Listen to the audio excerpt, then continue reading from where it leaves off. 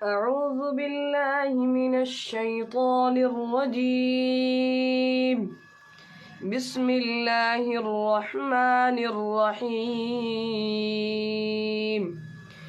الذين جعلوا القرآن عضين فوربك لنسألنهم أجمعين عما كانوا يعملون فاصدع بما تؤمر وأعرض عن المشركين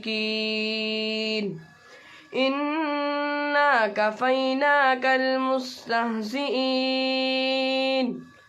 الذين يجعلون مع الله إلها آخر فسوف يعلمون ولقد نعلم أنك يضيق صدرك بما يقولون فسبح بحمد ربك وكن من الساجدين واعبد ربك حتى يأتيك اليقين. صدق الله العظيم.